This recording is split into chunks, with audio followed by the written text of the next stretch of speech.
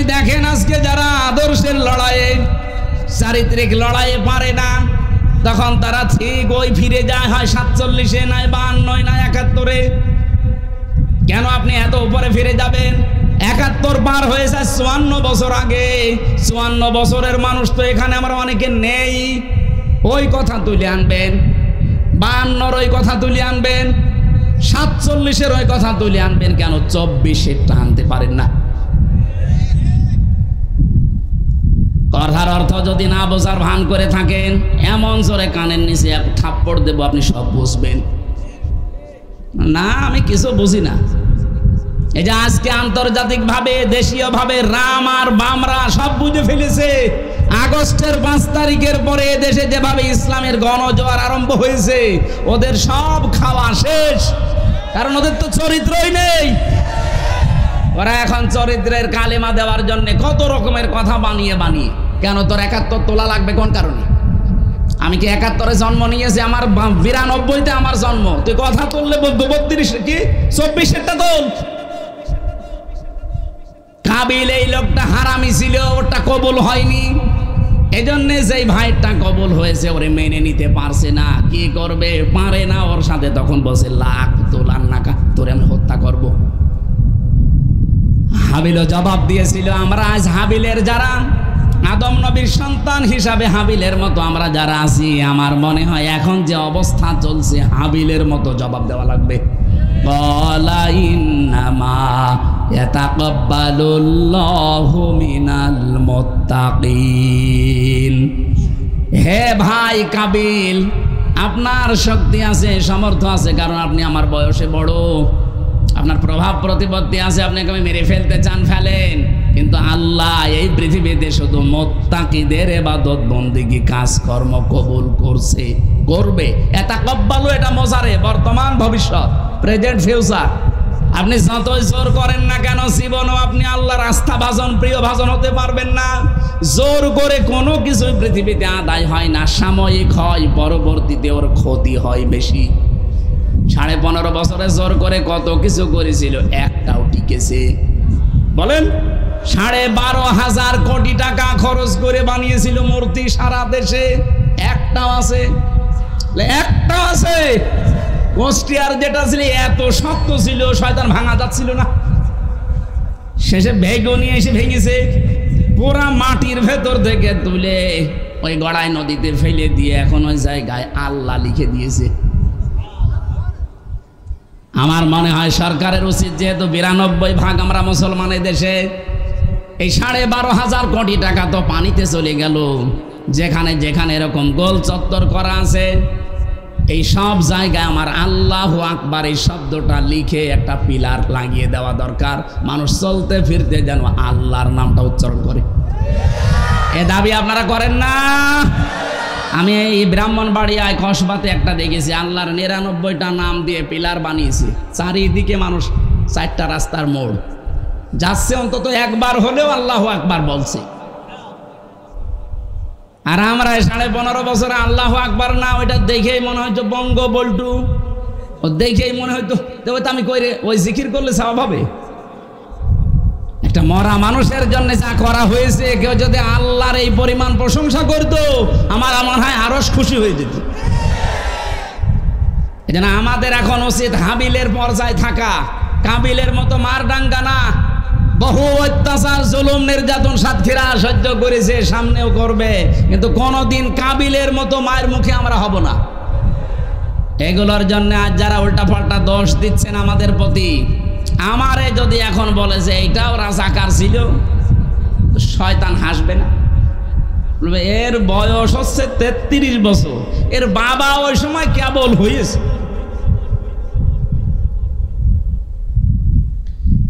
যেহেতু দেশি এবং আন্তর্জাতিক ভাবে চেষ্টা চলছে এই দেশে যেন ইসলামের উত্থান হতে না পারে, এই 54 বছরে একটা ট্যাগ লাগিয়েছিল ইসলামের প্রতি যে আমরা নাকি টেররিস্ট, আমরা নাকি সন্ত্রাসী, আমরা নাকি জঙ্গি। এটা আজ মিথ্যা প্রমাণ হয়েছে, কারণ এই 9 মাস 7 দিন হয়ে গেল বাংলাদেশে আজ পর্যন্ত একটা জঙ্গি ধরা পড়েছে। আসলে জঙ্গি নেই তো ধরা পড়বে কি করে? জঙ্গি বোঝেন আপনি? জঙ্গি বুঝলে সিরিয়ায় যাওয়া লাগবে, জঙ্গি ঠিক করতে পাকিস্তানে যাওয়া লাগবে। আপনি কোথায় পেয়েছেন আন্দাজে জঙ্গি? 3 বছর তো আমি জেলে ওদের সাথে ছিলাম, জঙ্গি বলে ওরা কিছু না। আমার মতো সাধারণ মানুষ জঙ্গি মামলা লাগিয়ে দিয়েছে। ওর ভেতরে একজন পেয়েছিলাম, তার নাম আব্দুল মতিন, আর 17 বছর জেলে আছে। ও হচ্ছে আল্লাহর দলের প্রধান সারা বাংলাদেশের। ওনারে বললাম, ভাই আপনি আল্লাহর দলের সভাপতি, সেক্রেটারি কে? বলছে আমার ছেলে। ও আপনি সভাপতি, আপনার ছেলে সেক্রেটারি, আর বাংলাদেশে কেউ নেই। এই হচ্ছে জঙ্গি। কারণ এগুলো বসে বসে লিখতে হয় হাসি হাসি না, অত হাসি বলাও নিষেধ। আর এটা মন্তস্থ করতো এই দেশের গোয়েন্দা বিভাগের কিছু আছে। এই ভারতের 5টা গোলাম ছিল আর আমেরিকার গোলাম ছিল। এরা আমি নিজে তো দেখেছি রিমান্ডে। এই শয়তানরা নিজেরা বলছে আপনার কোনো দোষ নেই। তা দোষ নেই, তা আমার উপর এত অত্যাচার কেন? একজনকে টাইট দেব, আরো 100টা মোল্লা টাইট হবে। মানে এমন কষ্ট দেব যেন আপনারে দেখে অন্তত আরো 100 মোল্লা টাইট হয়ে যায়। এই ছিল ওদের মিশন। তাছাড়া আমারে বাড়ি থেকে নিয়ে গেল, কুষ্টিয়ার গ্রামের বাড়ি হালসা থেকে, আর পরের দিন পেপারে দিলেও কে দিয়েছে যে কুষ্টিয়ার চড়হাঁস থেকে ওনাকে আমরা গোপন আস্তানা থেকে নিয়ে এসেছি। পুরাটা ডাহা মিথ্যা কথা। নেয়ালাম বাড়ির 2 তলা থেকে নিয়ে গেল, আর লেখছে কোন জায়গায়, কুষ্টিয়ার চড়হাঁস থেকে। এভাবে প্রত্যেকে যত মানুষ আমি ভেতরে পেয়েছিলাম, কত মানুষ 3 বছর 5 বছর 7 বছর পড়ে আছে কেউ জানি না। ওই ডিবি অফিসে কাউন্টার টেরিজমে মাটির নিচে পড়ে আছে। চেহারা দেখলে ভয়ঙ্কর, ভয় লাগে মাঝে মাঝে। এত বড় বড় নখ হয়ে গেছে। 4 মাস 5 মাস পরে একবার নখ কাটতে দেয়। চুল দাড়ি গোপ, মনে হচ্ছে ওরে বাবা জঙ্গল থেকে আসতেছে। কেউ জানে না। সিলেটের একজনকে পেয়েছিলাম, আমার পাশের ছেলে ছিল, যে ভাই কয় বছর আছে? বলছে আমি জানি না। তার মানে কমপক্ষে 7-8 বছর পড়ে আছে। ওর চুল দাড়ি নখ মখ দেখলে ভয় লাগতো।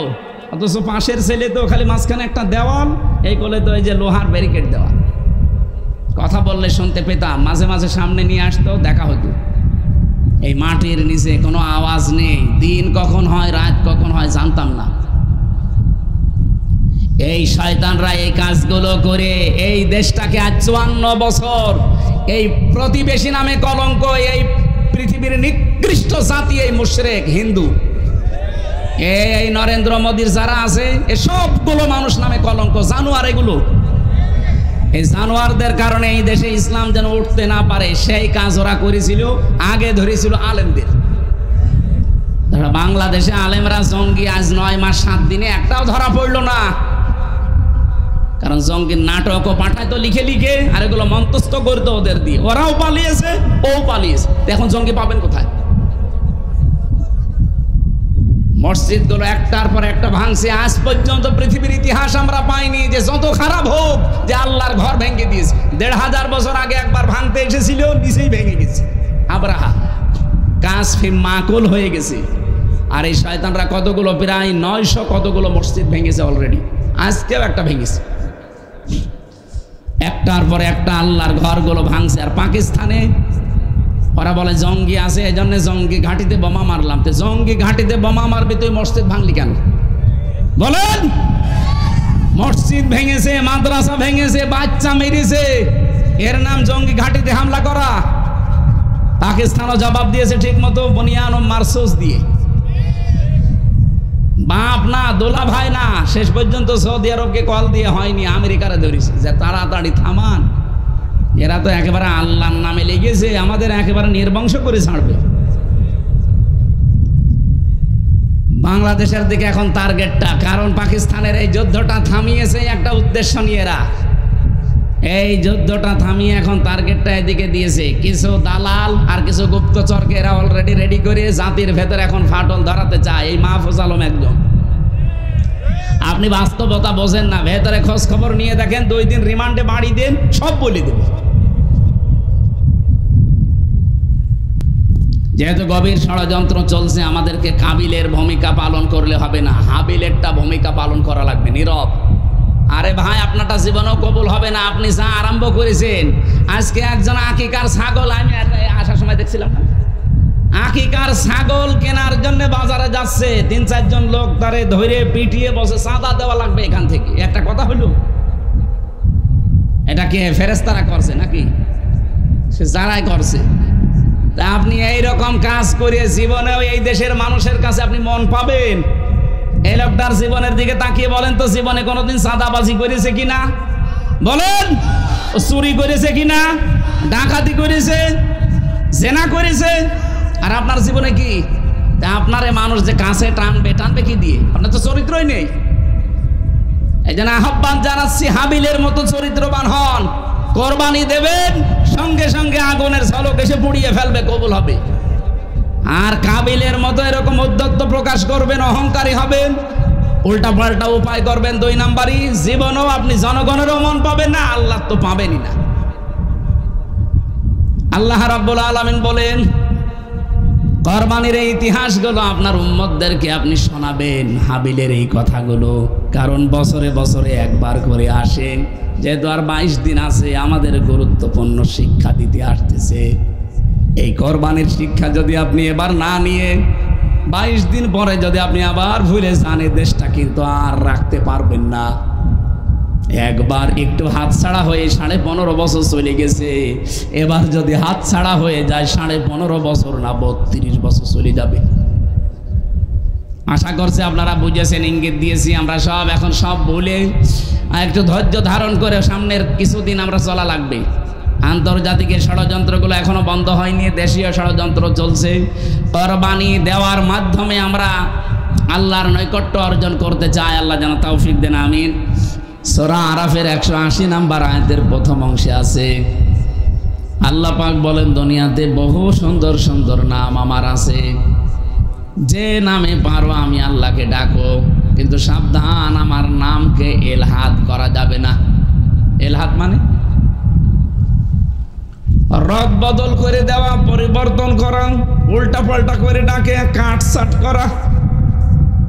এই যে আল্লাহ আল্লাহ কিছুক্ষণ বলার পর কেউ যদি বলে ইয়ালি বাবা, শালি বাবা, কেল্লা বাবা, ফতে বাবা, এ কি আল্লাহর ভেতরে আছে? আপনি নামই তো পাল্টিয়ে দিলেন। এই জায়গা থেকে আমাদের শিক্ষা নেওয়া লাগবে, কোরআন যেহেতু নিষেধ করছে, আল্লাহ বাদে অন্য কোনো নাম এটাকে ডাকা যাবে না। হ্যাঁ, যদি জিকিরের শব্দগুলো দিয়ে ডাকেন, তাও আংশিক আপনি ডাকতে পারবেন না। সুবহানাল্লাহ, এটা জিকিরের শব্দ, আপনাকে পুরাটা বলা লাগবে সুবহানাল্লাহ। কেউ যদি বলে সুবহান সুবহান, জিকির হয়েছে? হয়। আপনাকে আল্লাহু আকবার বলা লাগবে, শুধু আকবার আকবার বলতে পারবেন না। আলহামদুলিল্লাহ বলা লাগবে, আলহামদ আলহামদ বলা যাবে না। ঠিক, লা ইলাহা ইল্লাল্লাহ বলা লাগবে, লাইলা লাইলা বলা যাবে। বলে আল্লাহর নামই খণ্ডন করা নিষেধ, উলট পালট করে ডাকা নিষেধ। আপনি কোথায় পেয়েছেন ভণ্ডামি? কোরআন দিয়ে কথা বললে সত্য কথা বলে, কিন্তু কোরআন দিয়েই বলা লাগবে, অন্য দিকে যাওয়া। আমান আমিলা বিহি ওয়াজিরা, কোরআন দিয়ে যারা আমল করবে, কোরআনের উপরে যাদের কাজ থাকবে দুনিয়ার জীবনের। আমল মানে কি? কাজ। বলেন বলেন। কোরআন দিয়ে কেউ যদি কাজ করে, আমল করে, তার পুরস্কার আল্লাহ নিজের হাতে কিয়ামতে দান করবেন। আপনি অন্যান্য কিতাব দেখে আলোচনা করলে, আমল কাজ করলে সওয়াব পাবেন না, বিষয়টা এমন না, পাবেন। তো ফেরেশতারা হয়তো কিয়ামতে আপনাকে পুরস্কার দিয়ে দেবে, নবীরা দেবে, রাসূলরা দেবে। কোরআনের আমল যদি দুনিয়ার কারো থাকে, ওর পুরস্কার কেউ দেবে না, আল্লাহ নিজের হাতে দেবে। ফ্যাক্টরির মালিক যদি বলে আজকে আর ম্যানেজার দেবে না, আজকের বেতন আমি নিজে দেব, কর্মচারীরা একটু বেশি খুশি হবে না? বলেন বলেন। সবাই জানে যে দায়িত্বে যিনি আছেন ম্যানেজার, তার তো একটা লিমিট আছে। মালিক তাকে 5 লাখ টাকা দিয়ে বলেছে এইটা বন্টন করবা, যার যা পাও না। তো মালিক যখন নিজে দেবে, তখন কতটুকু এটার হিসাব কর্মচারী ম্যানেজার জানে। দুনিয়ার মালিকের প্রতি যদি এই হয় আমাদের আনন্দ বিশ্বাস, তাম পৃথিবীর সব কিছুর মালিক যিনি, উনি বলছেন আমি পুরস্কার দেব। কত দেব দুনিয়ার মানুষের ব্রেনে ধরবে না। এজন্য আজকে থেকে হিসাব করা লাগবে, আমার জীবনের আমল কাজ কি কোরআন কেন্দ্রিক হয় নাকি কে কোন বাবা যা বলেছে ওই কাজ করি আমি। আমার কথা বোঝা যাচ্ছে? হ্যাঁ, ঠিক আছে। কোরআনে কারিমে তাহলে আমল বা কাজ আছে কয়টা?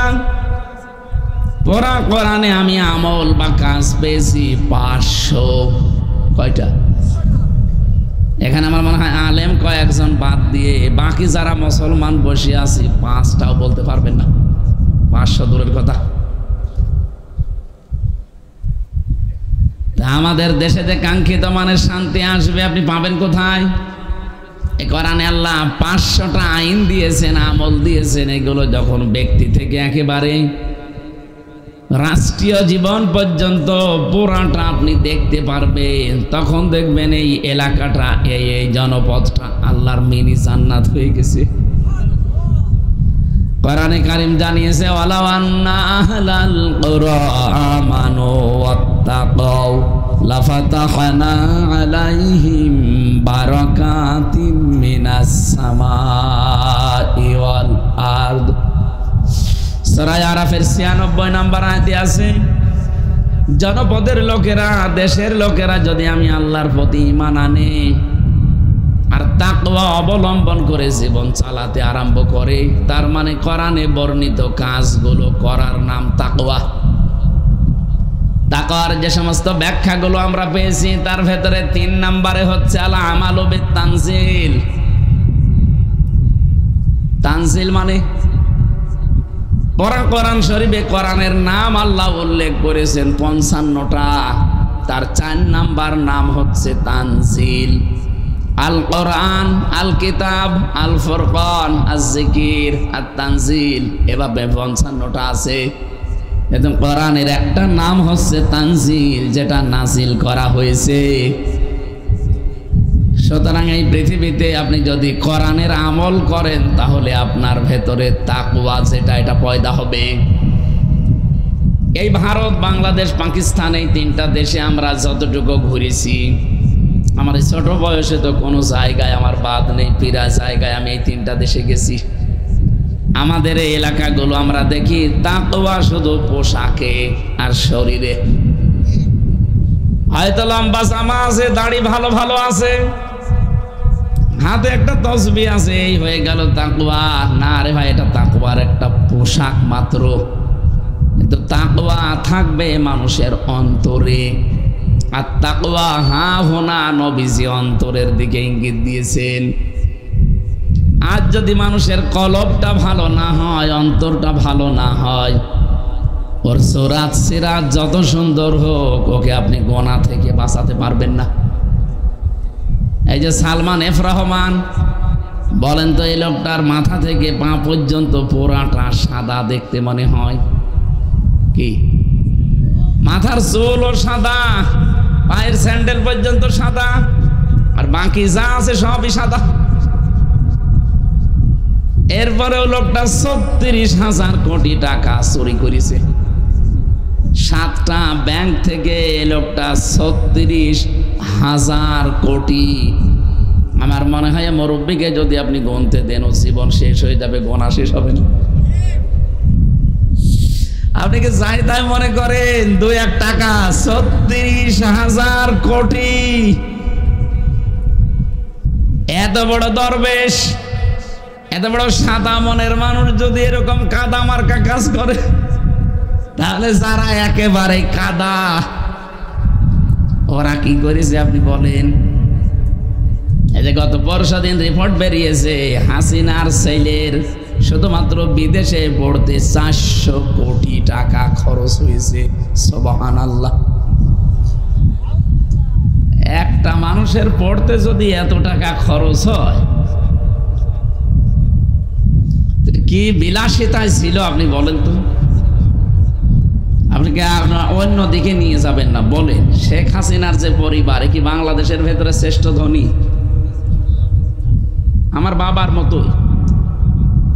তার যদি এত টাকা খরচ হয় একটা ছেলের পেছনে, যারা আমরা যারা আছে আমরা কি এদেশের ভাড়াটিয়া নাকি? আমাদের ছেলেমেয়ের কোনো দাম নেই। কথা বললেই কিছু মানুষ শুধু নিজের দিকে টেনে নেয়, মনে হয় যে ওরেই বলছি আমি, আপনাকে বলছি না। একটা সাদা মানুষের পরিচয় দিলাম, বলেন এত ভালো মানুষ আমরা মনে করতাম, সেই লোকটার ওপরে সুরাত সিরাত ভালো ছিল কিন্তু অন্তর ভালো ছিল না। না যে এত টাকা মানুষ চুরি করে, 2-1 টাকা 5 টাকা 10-20 হাজার হলে তো মেনে নেওয়া যায়। এখানে আজকে থেকে আমরা যদি কোরআনের আমল করতে পারি, কোরআন কেন্দ্রিক কাজ হয় আমাদের, এই পৃথিবীতে তাকওয়া কি সেটা আপনি নিজে নিজে অনুভব করবেন যে তাকওয়া আমার ভেতরে পয়দা হয়ে গেছে। তাকওয়ার যতগুলো মিনিং আছে তার ভেতরে অন্যতম হচ্ছে আল কিনায়াতু বিল কলিল। আপনি অল্পে তুষ্ট হয়ে যাবেন, বেশি পাওয়া লাগবে না আপনার, অল্প কিছু হলে আপনি তুষ্ট হয়ে যাবেন। এই যে জেলখানায় যারা আমরা 3 বছর কাটালাম, আমি আরো কত মানুষ জেলের পরে জেল খাটতে আছে। জেলখানার সম্বল বাটি আর কম্বল, এই ছাড়া আর কিছু নেই। একটা বাটি দেয় আর কম্বল আছে, এছাড়া জেলখানায় আপনার নিজের বলতে আর কিচ্ছু নেই। মানুষের জীবন কাটছে না। আমার তো 3টা বছর মাত্র এই 2টা জিনিস দিয়ে কেটে গেল। একটা বাটি দিয়েছিল আর একটা কম্বল দিয়েছিল জেল থেকে। আর বাইরে থেকে যেহেতু আমাদের যোগাযোগ বিচ্ছিন্ন ছিল, সব কিছু খবরাখবর নিষেধ, তা আমার জীবন কাটেনি। 3 বছর কষ্ট হয়েছে কিন্তু চলে তো গেছে। ওই সময় থেকে আমি নিজেকে আস্তে আস্তে করে কন্ট্রোল প্রায় করে ফেলেছি যে দুনিয়ার জীবনটা এরকমই, অল্পে যে যত তুষ্ট হতে পারবে সে মানসিকভাবে তত বেশি শান্তি পাবে। আজ হাজারো পরিবারে আমাদের শান্তি থাকে না। অনেক পরিবারে নিজের পুরুষ যারা আমরা আছি উচ্চবিলাসিতা, আর বউগুলো যেগুলো পেয়েছি ওগুলো একেবারে ঐশ্বরিয়া মার্কা।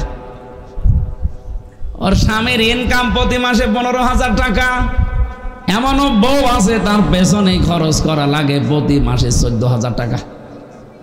এরকম বউ দেশে নেই? আপনার তো থাকবে। আমার ভাইরা না, ও একটা দুঃখে পড়েছে বলে ফেললো। এখানে হাজারো মানুষ আমরা এরকম আছি। সম্মানিত মা বোনেরা, আপনাকে আল্লাহ যে স্বামীর বাড়িতে দিয়েছে, ওর যতটুকু ইনকাম আছে ওইটার উপরে আপনার চাহিদাকে নিয়ন্ত্রণ করা লাগবে। কি কথা বলেন? এখানে আপনি যদি এখন ঐশ্বরিয়ার মতো ভাব নেন যে না আমি ওইভাবে চলবো, তা আপনার স্বামী কি ওর স্বামীর মতো ইনকাম করে? আপনাকে তো আল্লাহ সলিমুদ্দির বাড়িতে না পাঠিয়ে সালমান এফ রহমানের বাড়িতে পাঠাতে বাধ্য তার বউ করে। তখন আপনি মন মতো খরচ করতেন, যেহেতু ওই জায়গায় না দিয়ে এরকম একটা গরিব মানুষের বাড়িতে আপনাকে দিয়েছে। সুতরাং এর যতটুকু ইনকাম আছে এতটুকুর উপরে নিজের চাহিদাকে ঠিক রাখবেন। দুনিয়াতে এবং আখিরাতে উভয় জগতে কামিয়াবি হওয়ার জন্য এইটা আমার মনে হয় এখন খুব বেশি দরকার। বেশি বেশি পাওয়া, বেশি বেশি পাওয়া, এই পাওয়ার আকাঙ্ক্ষা মানুষের কাটে না ওই দিন পর্যন্ত যতদিন চোখ বন্ধ না হয়। আল্লাহকুমুত তাকাসুরু হাত্তা যুরতুমুল মাকাবির। রব্বুল আলামিন বলেন মানুষ বেশি বেশি পাওয়ার জন্য মহা অন্ধ হয়ে গেছে। এ ঘর কাটে না ওই দিন পর্যন্ত যতদিন ওর কাছে আজরাইল না যায়। ঘর একদিন ঠিকই আপনার কাটবে, সোজা আপনি হয়ে যাবেন। যেভাবে সোজা কথা বলছি আমিও নিজেও সোজা হয়ে যাব, কিন্তু চকলেটের মতো মুড়িয়ে একটা পেঁয়াজ দিয়ে যখন সোজা করে রাখবে ওই সময় আপনি যদি বাঁকা হয়েও কোনো জায়গায় পড়ে মরে যান, তাও যারা নিয়ে মাটি দেবে ঠিক চকলেটের মতো লম্বা করে 3 পেঁয়াজ দিয়ে সোজা করে দেবে, নাকি বাঁকা করে দেয়? এখন হয়তো কেমন কেমন লাগছে যে ছাতা এখন কি বলে, দুনিয়া কি মজা লেলো, খাও দাও ফুর্তি করো। আরে কি আরম্ভ করেছে? আরে ভাই কোনো গ্যারান্টি যদি থাকতো আমি বলতাম না। যেহেতু বসে আছেন দাঁড়াবেন সে গ্যারান্টিও আপনার হাতে আছে? নেই। একটা গল্প পড়েছিলাম উপন্যাসে। এক ব্যাঙ একদিন সাপকে ডাক দিয়ে বলে, বন্ধু সবই তোমার ভালো লাগে, তুমি যে আঁকা বাঁকা হয়ে চলাফেরা করো ওইটা ভালো লাগে না, একটু সোজা হয়ে চলতে পারো না? সোজা হয়ে চললে দেখতেও তো ভালো লাগে, একটু আঁকা বাঁকা হয়ে যাও। সাপ বলে, কি তুই আমার চলায় ভুল ধরলি? দিয়েছে এক সবল। ব্যাংকে ধরতে পারে নাই, দিয়েছে এরকম পানির ভেতরে লাফ।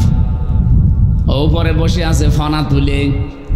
এখান থেকে একটা জিনিস জানা যায়, গোখরা সাপ যেগুলো বিষধর, এরা যদি একবার ফনা তোলে, ফনা তুলতে সময় নেয় না, কিন্তু স্বাভাবিক হতে সময় লাগে। এখানে চলতে ফিরতে রাতের বেলা দিনের বেলা, যেহেতু এলাকায় বহু গাছগাছড়া আছে, যদি বিষধর কোনো সাপ, গোখরা সাপ, যেটা কি বলে, কলিম সাপ নাকি বলে, গোখরা, এটা যদি সামনে পড়ে, যদি ফনা তুলে ফেলে, আপনি নিরাপদ দূরত্বে চলে যাবেন। ওই এমনি ফনা তুলতে বেশি সময় নেয় না, কিন্তু স্বাভাবিক হতে অনেক সময় লাগে। যেহেতু স্বাভাবিক হতে ওর সময় লাগছে,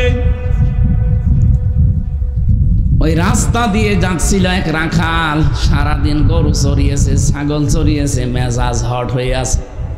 দেখছে ফস ফস করছে, গরু মারা যে লাঠি ছিল ওটা দিয়ে আচ্ছা করে পিটিয়েছে। আইলের উপরে জমির এই যে সীমানা আইল থাকে, ওর উপরে লম্বা করে রেখে দিয়েছে। ব্যাং চিন্তা করে, কি গো বন্ধুর তো কোনো খবর নেই, উঠে যাচ্ছে ষাট হয়ে পড়ে আছে, বসে হাওয়ারিও খবর কি? ডাক দিয়ে বলছে, বন্ধু আমি এইটাই চেয়েছিলাম যে আঁকা বাঁকা চলো না, সোজা চলো, দেখতে ভালো লাগবে। তুমি সোজা হইলে মরার পরে, এই সোজা যদি আগে হইতে এখন এভাবে পড়ে থাকা লাগতো না। আপনিও সোজা হবেন ঠিকই, এখনই চোখ বন্ধ হয়ে যাক, ঠিক সোজা হয়ে যাবেন। এই জন্য অল্পে তুষ্টি, এটা যেহেতু তাকওয়ার 2 নম্বরে গুরুত্বপূর্ণ একটা পয়েন্টে আছে, আল খাউফু মিনাল জালিল, আল কিনায়াতু বিল কলিল, আল আমালু বিত তানজিল। 4টা বিষয় যদি কোনো মানুষ দুনিয়ায় মানতে পারে, সে যেন মনে করে আমার ভেতরে আল্লাহর ভয় আছে, আমি তাকওয়া অর্জন করেছি। আল্লাহকে না দেখে যেমন বিশ্বাস করি, এভাবে না দেখে ভয় করা। বলেন তো, লেপের নিচে আপনি বসে বসে মোবাইলে, কম্পিউটারে, টেলিভিশনে এমন এমন দৃশ্য দেখেন পৃথিবীর, অন্য কেউ দেখলে আপনি লজ্জা পান, নিজে দেখলে আনন্দ পান, এরকম দৃশ্য নেই? এ জায়গায় কেউ যদি না থাকে, একজন আছে, দেখতেছে কে? আরো জোরে বলেন। আমি শুধু বলবো, আপনি শুনবেন, এইটাই বিষয় না। আমি নিজে যেন আজকে থেকে এর ওপরে চলতে পারি, আপনারাও চালাতে পারি, সেই তৌফিক আল্লাহ দান করেন। কেউ দেখে না, একজন দেখতেছে, ওনাকে যেমন না দেখে আমি বিশ্বাস করি, না দেখে ওইভাবে ভয়ও করি। টেলিভিশন হোক, মোবাইল হোক, কম্পিউটার হোক, ল্যাপটপ হোক, যেটা বাইরে দেখা যায় যাচ্ছে, ওইটা টেলিভিশনের পর্দায় দেখা যায় যাচ্ছে। যেটা বাইরে দেখা যায় নেই, যেটা টিভির পর্দায়, মোবাইলের পর্দায়ও দেখা যায় নেই, এটা মাসলা। কথা বুঝেছে? একটা মেয়ে লোকের সর্বোচ্চ পর্দা হচ্ছে আজিমাত। হাত মোজা, পা মোজা দিয়ে মাথার চুল থেকে পায়ের তালু পর্যন্ত পোড়াটা ঢেকে রাখবে, এমনকি চোখের ওপরও হিসাব টেনে দেবে একটা কালো হালকা কাপড়, এটার নাম আজিমাত। এটা যদি কেউ করে চলতে পারে, ও সোনায় সোহাগা। কিন্তু মেয়েদের জন্য রুখসাত আছে, ছাড় আছে। সব জায়গা তো আর এরকম আপনি চলতে পারবেন না, এজন্য কিছু কিছু জায়গায় ছাড় আছে মেয়েদের জন্যে। এই হাতের কবজি, পায়ের পাতা আর মুখমণ্ডল, এই 3টা জায়গা বাদ দিয়ে যদি প্রয়োজন হয়, আপনি পুরা শরীর ঢেকে বাইরে যেতে পারবেন। আলেমদের এখানে মতামত আছে 2টা। আগে যেটা বললাম, ওইটাই আপনি যদি মেনে চলতে পারেন, তাহলে সর্বোত্তম। ইমাম আবু হানিফা রহমতুল্লাহ আলাইহির মত হচ্ছে, একটা মেয়ে লোকের সতর বা পর্দা ফরজ যতটুকু, মুখমণ্ডল, হাতের কবজি, পায়ের পাতা বাদ দিয়ে পুরা শরীর আপনি ঢেকে রাখবেন। আর একটা পুরুষ মানুষের সতর কি? নাভি থেকে শুরু করে হাঁটু পর্যন্ত ঢেকে রাখাই লাগবে যদি কাপড় থাকে। কাপড় না থাকলে আপনি উলঙ্গ হয়েও থাকতে পারেন। এখান থেকে আরেকটা মাসলা বের হয়, যারা গোসল করতে যান, বিশেষ করে আটক জায়গা, আপনি কাপড় চোপড় খুইলেও গোসল করতে পারেন, জায়েজ আছে। কথা বুঝতেছেন? তাই বলে আপনি এই নদীতে আবার সব খুলে নেবেন না।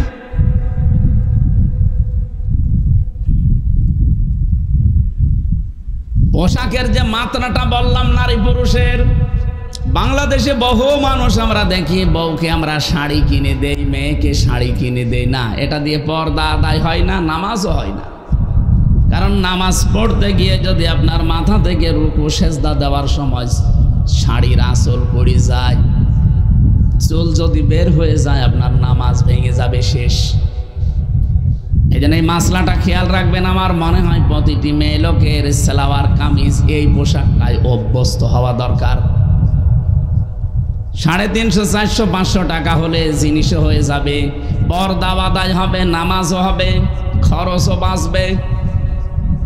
ওই 3000, 4000 টাকা দিয়ে শাড়ি ও ছাতা না কিনলেও আমার মনে হয় এখন ভালো আপনারা এইটা কিনে দেবেন। আমি মদিনার মিউজিয়ামে গিয়েছিলাম, হযরতে ফাতেমাতুজ জোহরার পোশাক আমি দেখে এসেছি।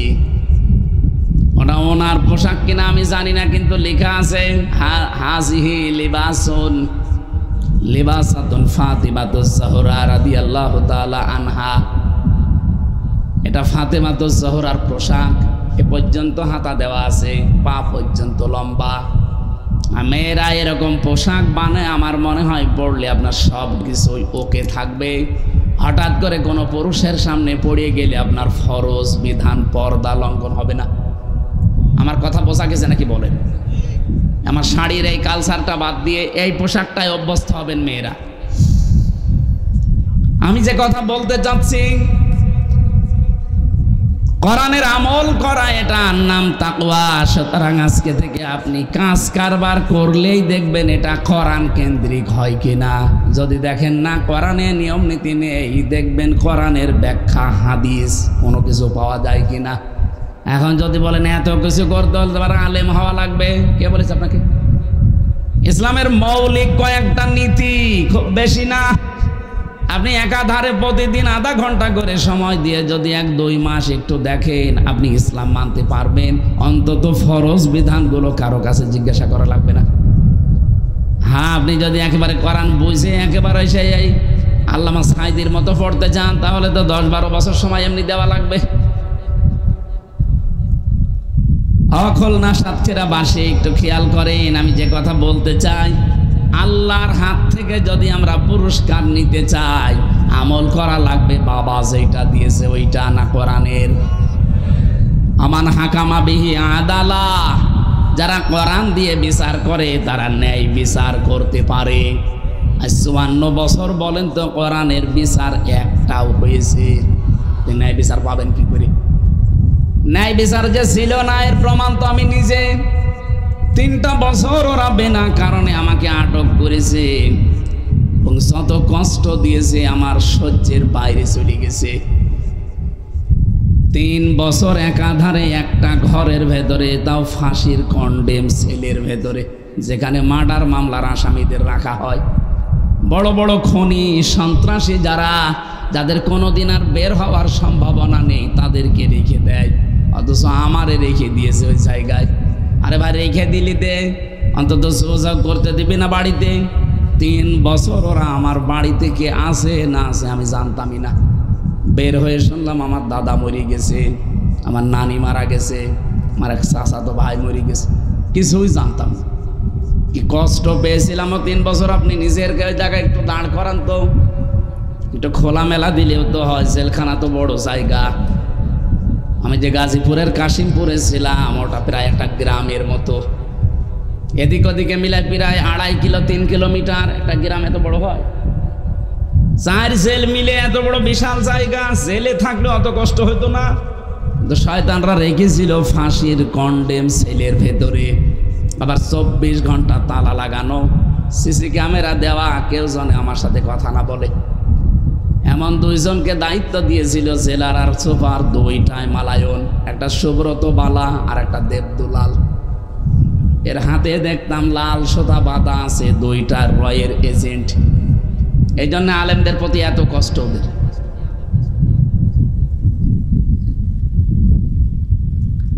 আমার সাতক্ষীরাবাসী, আমি আমার ইমান থেকে বলছি, বাংলাদেশের 64 জেলার ভেতরে মন থেকে ইমানের কারণে আপনারা যেহেতু কষ্ট পেয়েছিলেন বেশি, এই জন্য একটু ভালোবাসা আপনার প্রতি এমনি বেশি। অন্য জেলায় গেলে মায়াটা আসে না, কারণ ওরা এত কষ্ট দিনের জন্য, ইসলামের জন্য পায়নি। এ জেলার মানুষ যত কষ্ট সহ্য করেছে 15 বছর, চিন্তা করতে পারেন একটা মানুষের বাড়ি বুলডোজার দিয়ে মাটির সাথে মিশিয়ে দিয়েছে বিনা কারণে। এ জেলায় না এটা?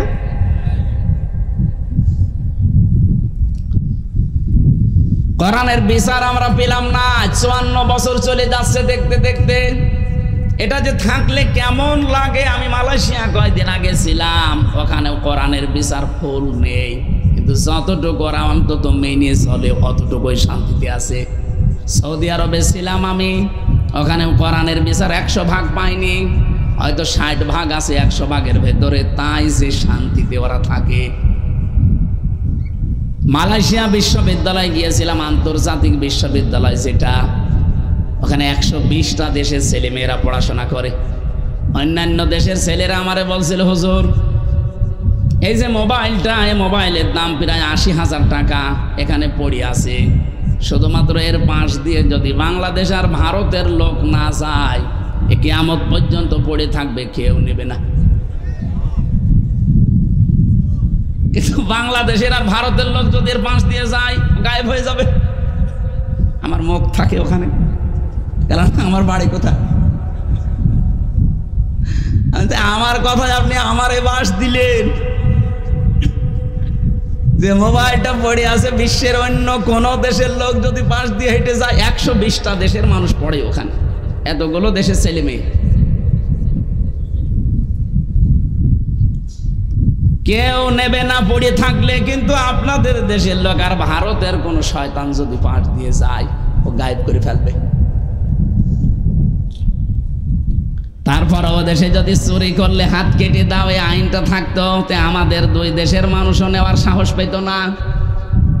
আমার দাদা, আমার ছোট দাদা বলছিল যে আমি একবার হজে যে দেখি অজুখানায় একটা মোবাইল পড়ে আছে, কেউ নিচ্ছে না। চিন্তা করলাম কি গো, মোবাইল কি নষ্ট নাকি? কিন্তু সিসি ক্যামেরা দেওয়া তো।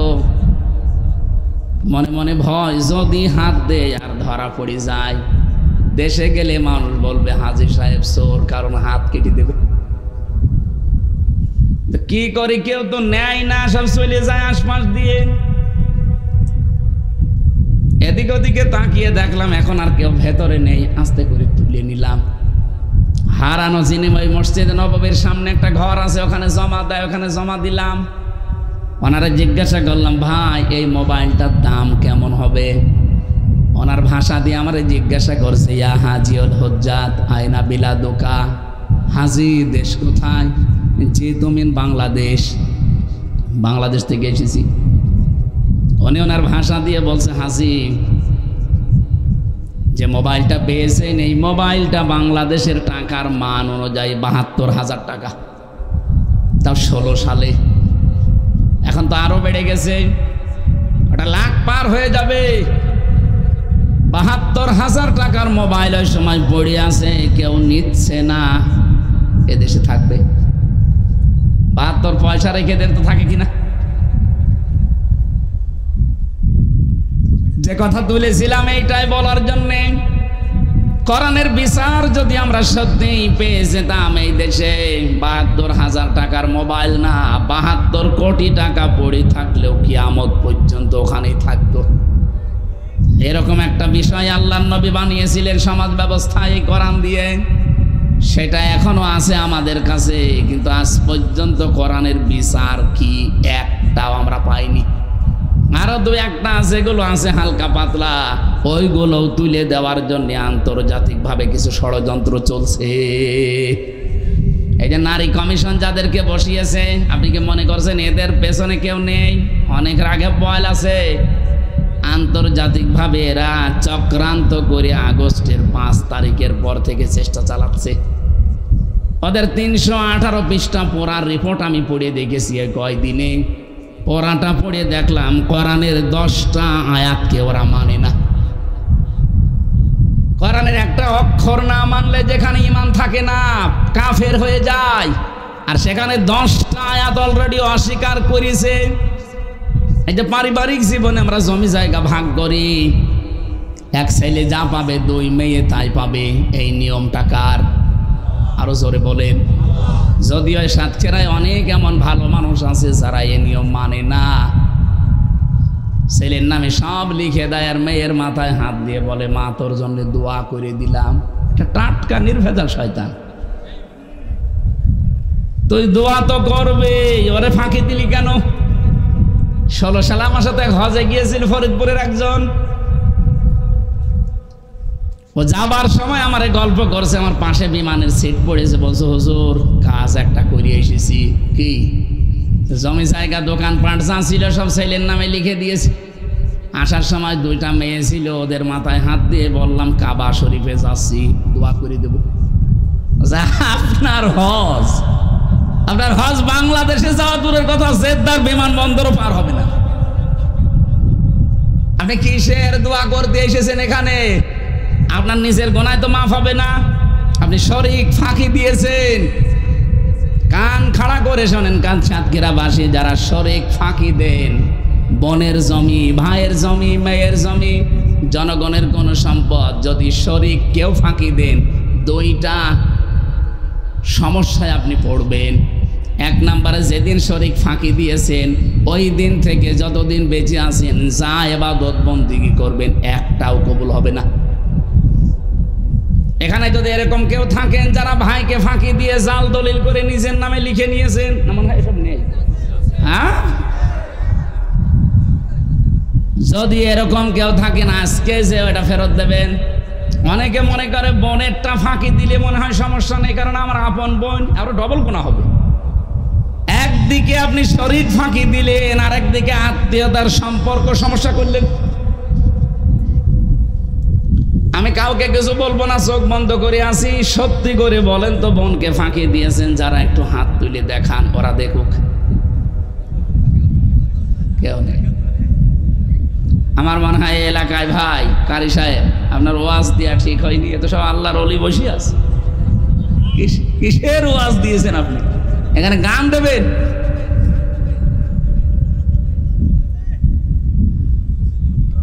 আপনি একটু ভাবেন তো নবীর এই হাদিসের দিকে তাকিয়ে, যেই দিন আপনি বোনের জমি, ভাইয়ের জমি, ফুফুর জমি, চাচার জমি অথবা নিজের মেয়েকে ফাঁকি দিয়ে অন্য উল্টা পাল্টা করে গেলেন, কিসের নামাজ পড়লেন, হজ করে আসেন, আপনি তাহাজ্জুদ পড়লেও তো ওই দিন থেকে কবুল হওয়া সব বন্ধ। 2 নম্বরে যেদিন মারা যাবেন ঈমান পাবেন না, বেঈমান হয়ে মরবেন। আপনি কার জন্য কি করছেন? আপনি কি মনে করেন যে আমার এই ছেলেটা সুখে থাকবে, মেয়েরা যা করে করুক গা, আমার ছেলেটা সুখে থাকবে, পরবর্তীতে আমাকে দেখে শুনে রাখবে? আপনাকে দেখে শুনে রাখার দায়িত্ব কি ছেলের না আল্লাহর? তামাম দুনিয়া ভর্তি সম্পদ দিলেও যদি আমার আল্লাহ বলে না তোর ছেলে তোর দায়িত্ব পালন করবে না, ওই ছেলে ওই সম্পদ নিয়ে আরো অবৈধ কাজে ব্যয় করবে। মাঝখান থেকে আপনার জীবনের ইবাদত বন্দেগী গুলো নষ্ট করলেন আর মরণের সময় বেঈমান হয়ে মরে গেলেন। কারো জন্য কিছু করার দরকার নেই। দুনিয়া পুরাটা একটা ধোঁকা। আপনি মনে করবেন আপনার বউ এও ধোঁকা, আপনার মা বাবা এও ধোঁকা, সব ধোঁকা। আমার কোরআনে কারিমে আল্লাহ জানিয়েছেন আমাল হায়াতুদ দুনিয়া ইল্লা মাতাউল গুরুর। হে পৃথিবীর মানুষেরা, দুনিয়ার জীবন কিন্তু পুরাটা ধোঁকা।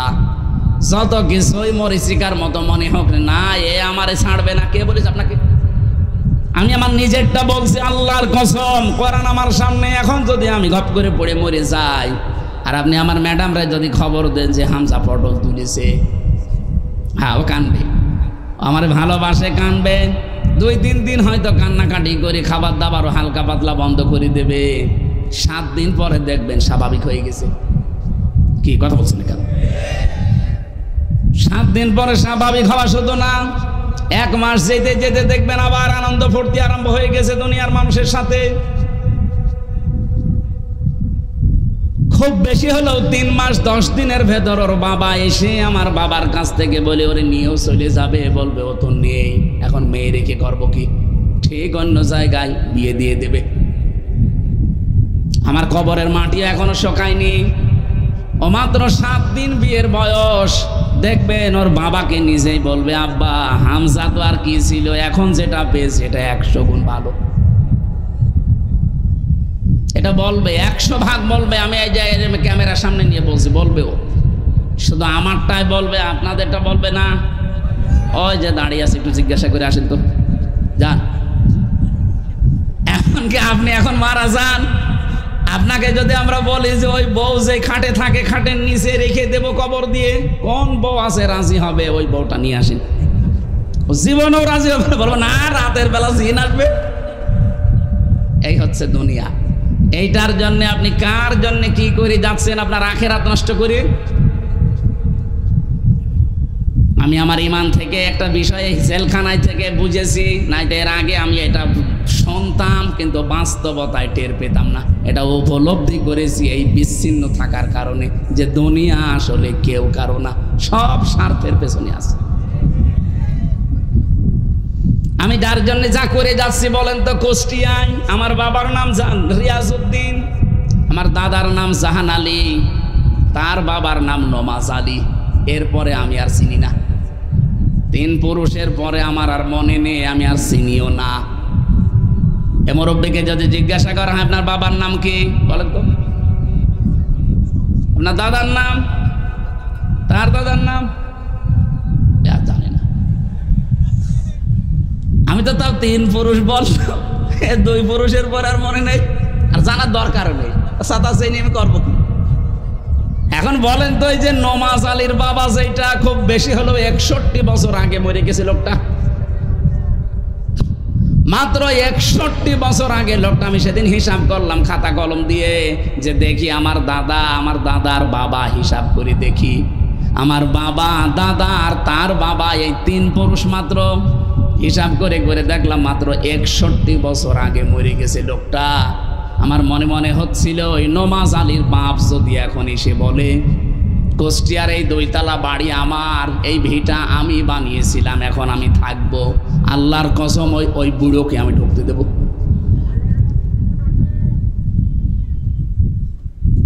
অথচ আসলে কিন্তু এই যে কুষ্টিয়ার যে বাড়িটা আমার, এটা ওই মুরব্বী বানিয়েছিল।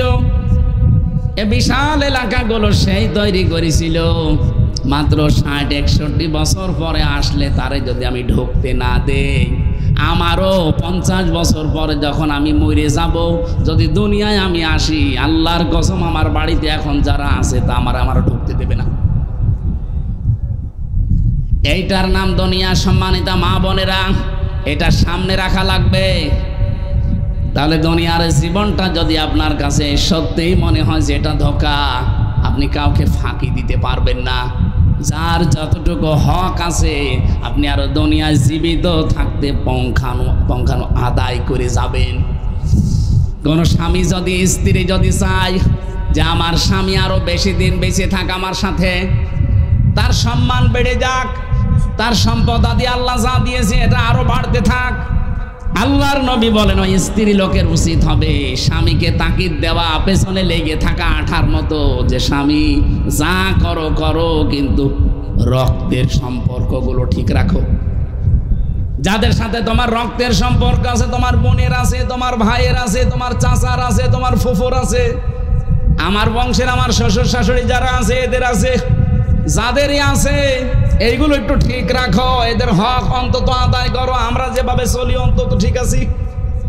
এভাবে যদি তারা উদ্বুদ্ধ করতো, আমার মনে হয় অনেক স্বামী নিজের বোন গরিব বলে অনেকে আমরা পরিচয় দিতে চাই না।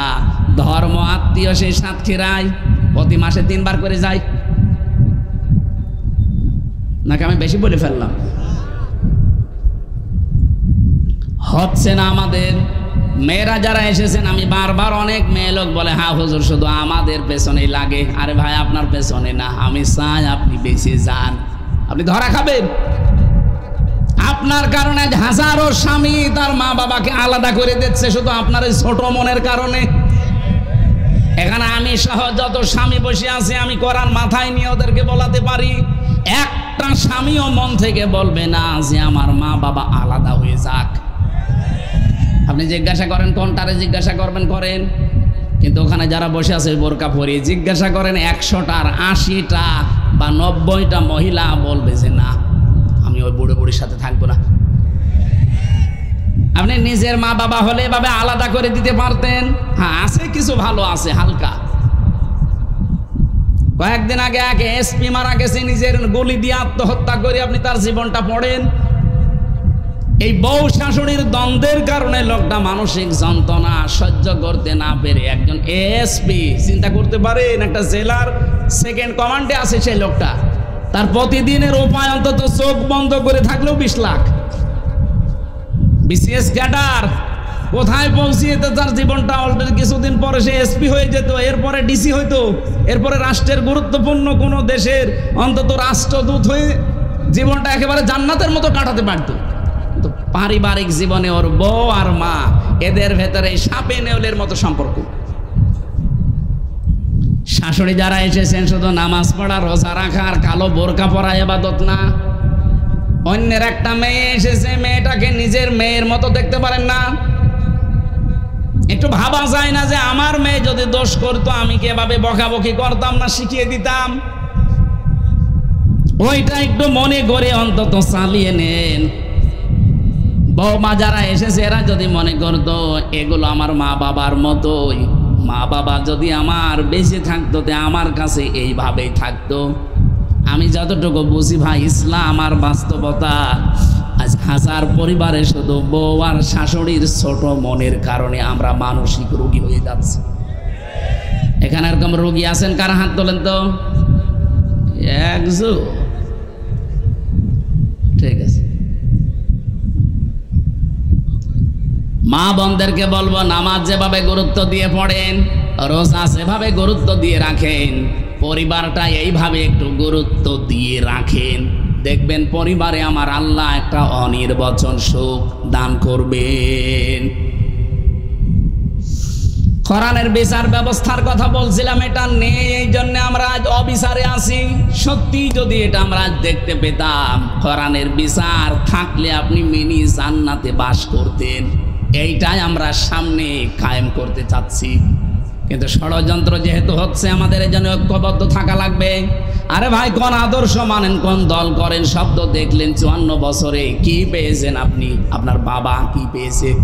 মরে তো কব্বরে চলে গেছে সে। এখন আপনাকে কিছু পাওয়া লাগবে দুনিয়ার আখেরাত মিলে।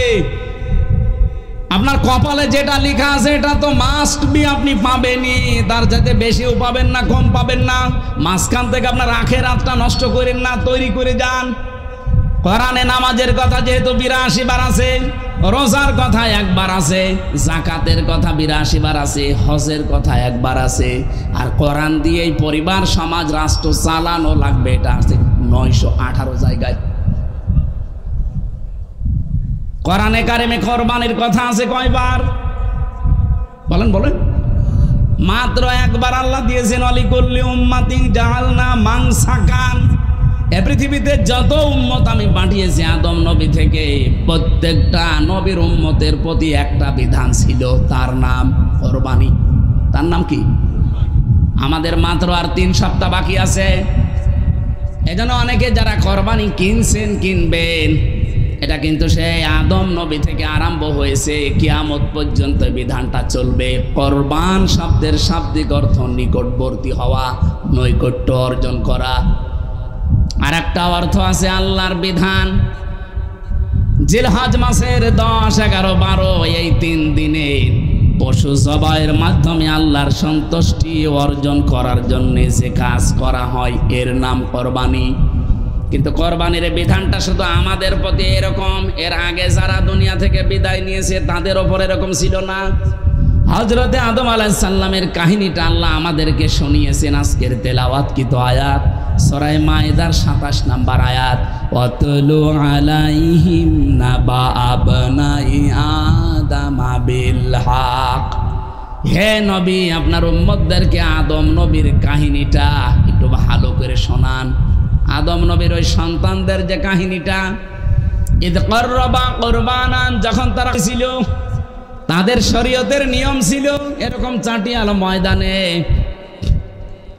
পশু জবাই করে রেখে আসতো, আকাশ থেকে আগুনের ঝলক এসে পুড়িয়ে ফেলতো, তাহলে বুঝতো লোকটা ভালো মানুষ, ওর টাকা হালাল।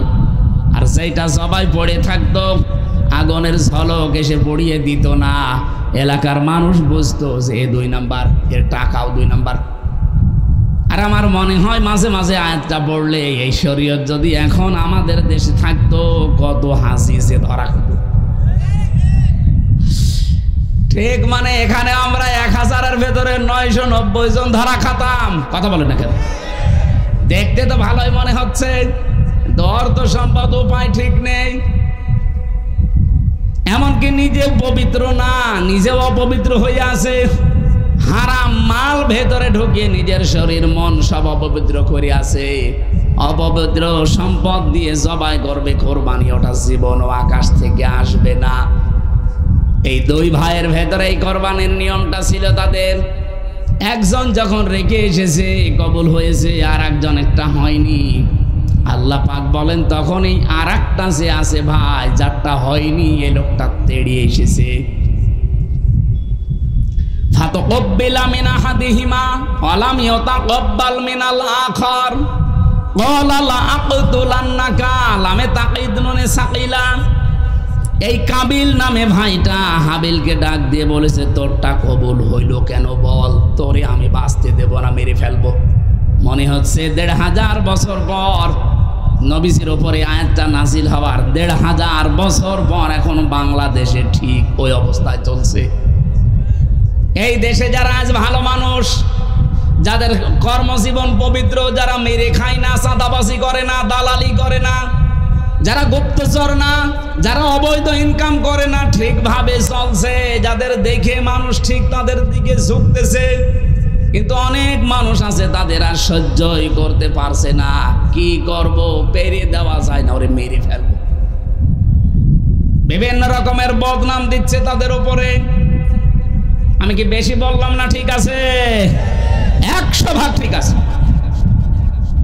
আপনি দেখেন আজকে যারা আদর্শের লড়াইয়ে, চারিত্রিক লড়াইয়ে পারে না, তখন তারা ঠিক ওই ফিরে যায়, হয় 47-এ, নয় 52, নয় 71-এ।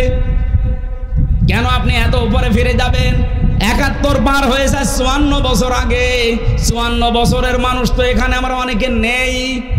ওই কথা তুলে আনবেন, 52-র ওই কথা তুলে আনবেন, 47-এর ওই কথা তুলে আনবেন, কেন 24-এরটা আনতে পারেন না? কথার অর্থ যদি না বোঝার ভান করে থাকেন, এমন জোরে কানের নিচে এক থাপ্পড় দেব, আপনি সব বুঝবেন। না, আমি কিছু বুঝি না। এই যে আজকে আন্তর্জাতিকভাবে, দেশীয়ভাবে রাম আর বামরা সব বুঝে ফেলেছে। আগস্টের 5 তারিখের পরে দেশে যেভাবে ইসলামের গণজোয়ার আরম্ভ হয়েছে, ওদের সব খাওয়া শেষ, কারণ ওদের তো চরিত্রই নেই। ওরা এখন চরিত্রের কালেমা দেওয়ার জন্য কত রকমের কথা বানিয়ে বানিয়ে, কেন তোর 71 তোলা লাগবে কোন কারণে? আমি কি 71-এ জন্ম নিয়েছি? আমার 92-তে আমার জন্ম। তুই কথা তুললে 32 কি 24-এরটা তোল। কাবিল এই লোকটা হারামি ছিল, ওটা কবুল হয়নি। এজন্য যেই ভাইটা কবুল হয়েছে ওরে মেনে নিতে পারছে না, কি করবে, পারে না। ওর সাথে তখন বসে লাখ তোলার নাকা, তোরে আমি হত্যা করব। হাবিলও জবাব দিয়েছিল। আমরা আজ হাবিলের যারা আদম নবীর সন্তান হিসাবে হাবিলের মতো আমরা যারা আছি, আমার মনে হয় এখন যে অবস্থা চলছে হাবিলের মতো জবাব দেওয়া লাগবে। ক্বালা ইন্নামা ইয়াতাকাব্বালুল্লাহু মিনাল মুত্তাকিন। হে ভাই কাবিল, আপনার শক্তি আছে, সামর্থ্য আছে, কারণ আপনি আমার বয়সে বড়, আপনার প্রভাব প্রতিপত্তি আছে, আপনাকে আমি মেরে ফেলতে চান, ফেলেন। কিন্তু আল্লাহ এই পৃথিবীতে শুধু মুত্তাকিদের ইবাদত বন্দেগী কাজকর্ম কবুল করছে, করবে। ইয়াতাকাব্বালু, এটা মোজারে, বর্তমান ভবিষ্যৎ, প্রেজেন্ট ফিউচার। আপনি যতই জোর করেন না কেন জীবনও আপনি আল্লাহর আস্থা ভাজন প্রিয় ভাজন হতে পারবেন না। জোর করে কোনো কিছু পৃথিবীতে আদায় হয় না, সাময়িক হয়, পরবর্তীতে ওর ক্ষতি হয় বেশি। 15.5 বছরে জোর করে কত কিছু করেছিল, একটাও টিকেছে? বলেন। 12,500 কোটি টাকা খরচ করে বানিয়েছিল মূর্তি সারা দেশে, একটাও আছে? একটাও আছে? কুষ্টিয়ার যেটা ছিল এত শক্ত ছিল, শয়তান ভাঙা যাচ্ছিল না, শেষে ভেগো নিয়ে এসে ভেঙেছে। পুরা মাটির ভেতর থেকে তুলে ওই গড়াই নদীতে ফেলে দিয়ে এখন ওই জায়গায় আল্লাহ লিখে দিয়েছে। আমার মনে হয় সরকারের উচিত, যেহেতু 92% আমরা মুসলমানের দেশে, এই 12,500 কোটি টাকা তো পানিতে চলে গেল। যেখানে যেখানে এরকম গোল চত্বর করা আছে এই সব জায়গায় আমার আল্লাহু আকবার এই শব্দটা লিখে একটা পিলার লাগিয়ে দেওয়া দরকার। মানুষ চলতে ফিরতে যেন আল্লাহর নামটা উচ্চারণ করে। এ দাবি আপনারা করেন না? আমি এই ব্রাহ্মণবাড়িয়ায় কসবাতে একটা দেখেছি, আল্লাহর 99টা নাম দিয়ে পিলার বানিয়েছে। চারিদিকে মানুষ 4টা রাস্তার মোড় যাচ্ছে, অন্তত একবার হলেও আল্লাহু আকবার বলছে। আর আমরা 15.5 বছরে আল্লাহু আকবার না, ওইটা দেখেই মনে হয়তো বঙ্গ বল্টু, ও দেখেই মনে হয়তো আমি কইরে ওই জিকির করলে সওয়াব হবে।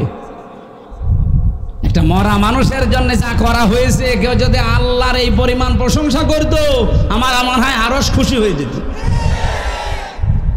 এজন্য আমাদের এখন উচিত হাবিলের পর্যায়ে থাকা, কাবিলের মতো মারডাঙ্গা না। বহু অত্যাচার জুলুম নির্যাতন সাতক্ষীরা সহ্য করেছে, সামনেও করবে, কিন্তু কোনোদিন কাবিলের মতো মায়ের মুখে আমরা হব না। এগুলোর জন্য আজ যারা উল্টাপাল্টা দোষ দিচ্ছেন আমাদের প্রতি, আমারে যদি এখন বলে যে এইটাও রাজাকার ছিল, শয়তান হাসবে না? বলবে এর বয়স হচ্ছে 33 বছর, এর বাবা ওই সময় কেবল হয়েছে।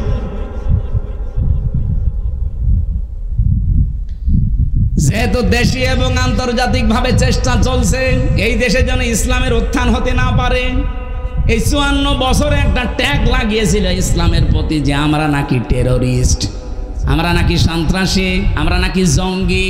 এটা আজ মিথ্যা প্রমাণ হয়েছে, কারণ এই 9 মাস 7 দিন হয়ে গেল বাংলাদেশে আজ পর্যন্ত একটা জঙ্গি ধরা পড়েছে।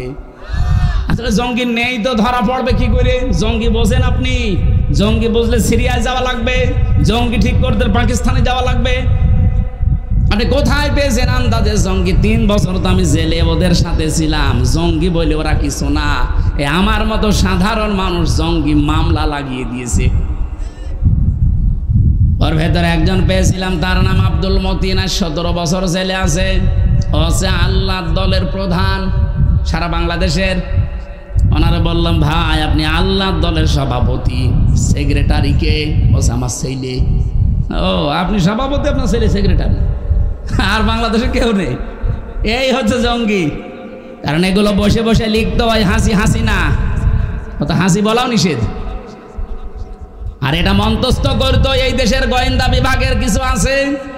এই ভারতের 5টা গোলাম ছিল আর আমেরিকার গোলাম ছিল, এরা আমি নিজে তো দেখেছি রিমান্ডে। এই শয়তানরা নিজেরা বলছে আপনার কোনো দোষ নেই। তা দোষ নেই তো আমার উপর এত অত্যাচার কেন? একজনকে টাইট দেব, আরো 100টা মোল্লা টাইট হবে। মানে এমন কষ্ট দেব যেন আপনারে দেখে অন্তত আরো 100 মোল্লা টাইট হয়ে যায়। এই ছিল ওদের মিশন।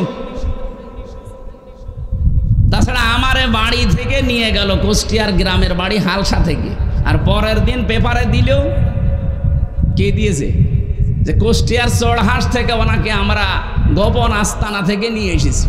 পুরাটা ডাহা মিথ্যা কথা। নেলো বাড়ির 2 তলা থেকে নিয়ে গেল, আর লেখছে কোন জায়গায়? কুষ্টিয়ার চড়হাঁস থেকে। এভাবে প্রত্যেকে যত মানুষ আমি ভেতরে পেয়েছিলাম, কত মানুষ 3 বছর 5 বছর 7 বছর পড়ে আছে কেউ জানি না। ওই ডিবি অফিসে কাউন্টার টেরিজমে মাটির নিচে পড়ে আছে। চেহারা দেখলে ভয়ঙ্কর, ভয় লাগে মাঝে মাঝে। এত বড় বড় নখ হয়ে গেছে, 4 মাস 5 মাস পরে একবার নখ কাটতে দেয়। চুল দাড়ি গোপ, মনে হচ্ছে ওরে বাবা জঙ্গল থেকে আসতেছে। কেউ জানে না। সিলেটের একজনকে পেয়েছিলাম, আমার পাশের ছেলে ছিল, যে ভাই কয় বছর আছে? বলছে আমি জানি না। তার মানে কমপক্ষে 7-8 বছর পড়ে আছে। ওর চুল দাড়ি নখ মখ দেখলে ভয় লাগতো। অথচ পাশের ছেলে তো খালি মাঝখানে একটা দেওয়াল, এই কোলে তো এই যে লোহার ব্যারিকেড দেওয়া। কথা বললে শুনতে পেতাম, মাঝে মাঝে সামনে নিয়ে আসতো, দেখা হতো। এই মাটির নিচে কোনো আওয়াজ নেই, দিন কখন হয় রাত কখন হয় জানতাম না। এই শয়তানরা এই কাজগুলো করে এই দেশটাকে আজ 54 বছর এই প্রতিবেশী নামে কলঙ্ক, এই পৃথিবীর নিকৃষ্ট জাতি এই মুশরিক হিন্দু, এই নরেন্দ্র মোদীর যারা আছে এ সবগুলো মানুষ নামে কলঙ্ক, জানোয়ার এগুলো। এই জানোয়ারদের কারণে এই দেশে ইসলাম যেন উঠতে না পারে সেই কাজ ওরা করেছিল। আগে ধরেছিল আলেমদের। বাংলাদেশে আলেমরা জঙ্গি আজ 9 মাস 7 দিনে একটাও ধরা পড়লো না, কারণ জঙ্গির নাটকও পাঠাইতো লিখে লিখে, আর এগুলো মন্তস্থ করতো ওদের দিয়ে। ওরাও পালিয়েছে, ও পালিয়েছে, এখন জঙ্গি পাবেন কোথায়? মসজিদগুলো একটার পর একটা ভাঙছে। আজ পর্যন্ত পৃথিবীর ইতিহাস আমরা পাইনি যে যত খারাপ হোক যে আল্লাহর ঘর ভেঙে দিয়েছে। 1500 বছর আগে একবার ভাঙতে এসেছিল, নিচেই ভেঙে গেছে। আব্রাহা কাসফি মাকুল হয়ে গেছে। আর এই শয়তানরা কতগুলো, প্রায় 900 কতগুলো মসজিদ ভেঙেছে অলরেডি। আজকেও একটা ভেঙেছে,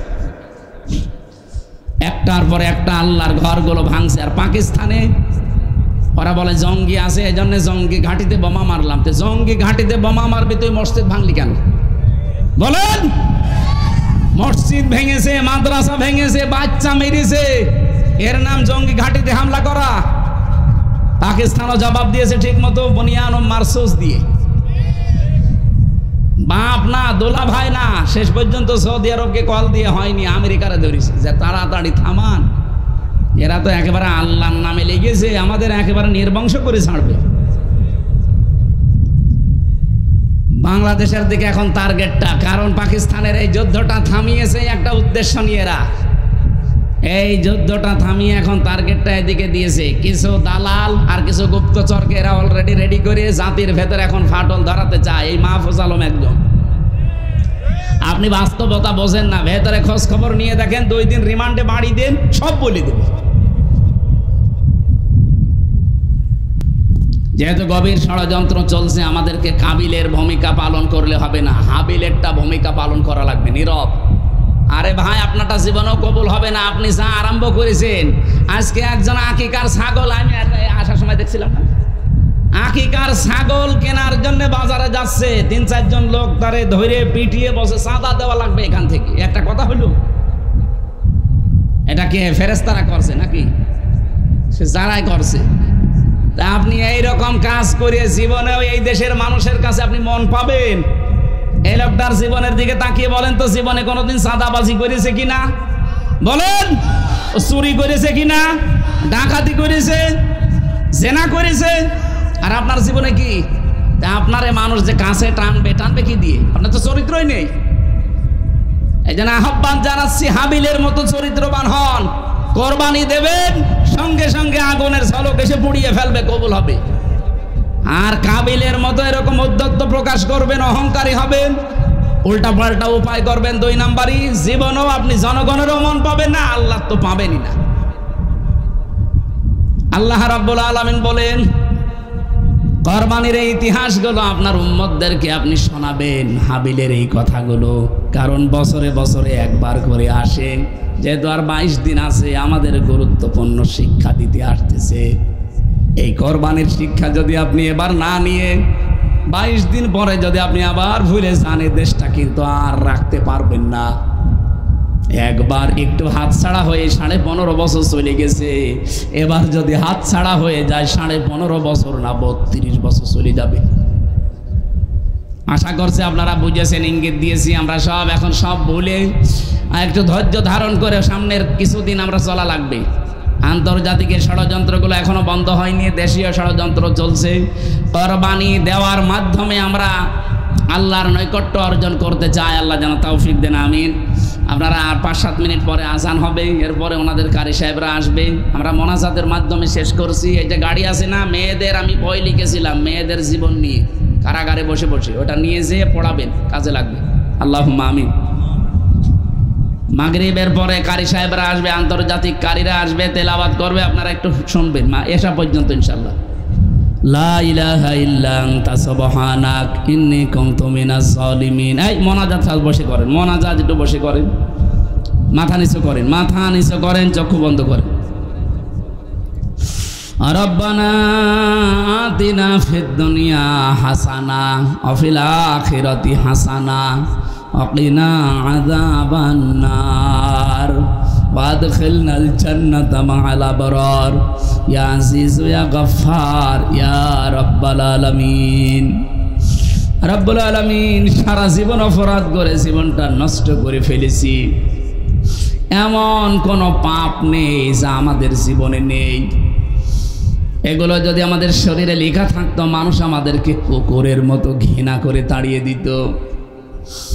মানুষ কিচ্ছু জানে না।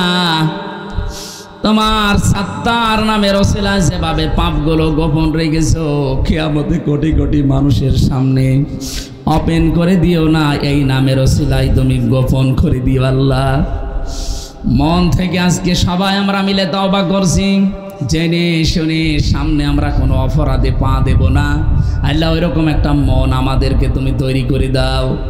শয়তানের ধোঁকা থেকে আমাদের মনটা, এই শরীরটা, এই চোখটা, এই মুখটা, এই হাতটা তুমি বাঁচিয়ে দাও। এ মাহফিলের আয়োজন করতে গিয়ে তোমার বান্দা কারি মাসুম বিল্লাহ ভাই বহু চেষ্টা চালিয়েছে এলাকার মানুষকে নিয়ে।